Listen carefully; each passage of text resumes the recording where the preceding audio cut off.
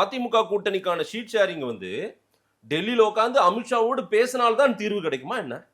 எல்லாமே ஒன்று தானே சார். படுத்துக்கணும் போத்திக்கணும், போத்திக்கணும் படுத்துக்கணும் என்ன? உள்ள இருக்கிற மாப்பிள்ளை எடப்பாடி பழனிசாமி தானே, அதுதானே முக்கியம்.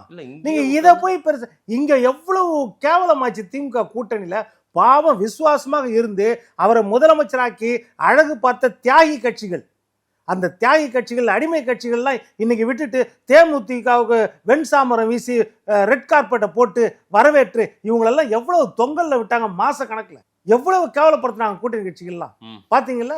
அது எந்த மாதிரி மோசமான நிலைமையில இருந்துச்சு.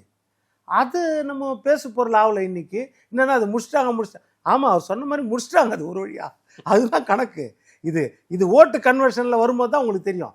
அந்த சைடு என்னன்னா யாராவது ஒருத்தராவது இந்த மாதிரி இல்லை நாங்கள் இவ்வளோ கேட்டோம் இவ்வளோதான் கொடுப்பேன்னு சொன்னாங்க அதனால நாங்கள் பிரச்சனை பண்ணுறோம், அது எப்படி அவங்களுக்கு கூட கொடுத்தாங்க, அந்த மாதிரி ஏதாவது ஒரு வாதம். அந்த வாதம் நடக்காமல் டெல்லியில போய் பஞ்சாயத்து முடிச்சுட்டு வர. டெல்லியில போனான்னா எங்க போனான்னு சார், அந்த வாதம்ன்றது இல்லையா உண்மையா? இப்ப நீங்க சொல்றது பஞ்சாயத்து எடப்பாடி பழனிசாமி தலைமையில நடந்து முடிஞ்சா அந்த தொகுதி பங்கீடு நடந்தா அது சரியா இருக்கும், சால பொருந்தும்.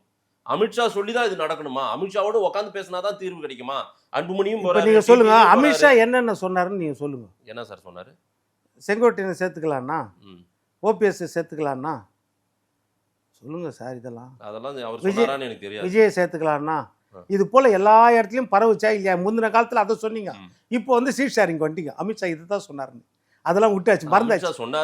இல்ல அமித்ஷா கூட உட்காந்து பேசுறதா இதெல்லாம் மறந்தாச்சு. இப்போ பிஜேபி இதெல்லாம் அழுத்தம் கொடுத்துச்சு, அவர் அடிமையா வச்சிருந்துச்சு. ஸ்டாலின் இன்னைக்கு என்னன்றாரு, நான் வந்து டெல்லிக்கும் தமிழ்நாட்டுக்கும் தான் போட்டின்னு நான் எதை வச்சு சொன்ன பாத்தீங்களா? இதோ டெல்லிக்கு போயிட்டு வராரு பாருங்க. எதுக்கு எல்லாம் டெல்லிக்கு போனோம்? கனிமொழி எங்க டெல்லிக்கு அனுப்பினாரு?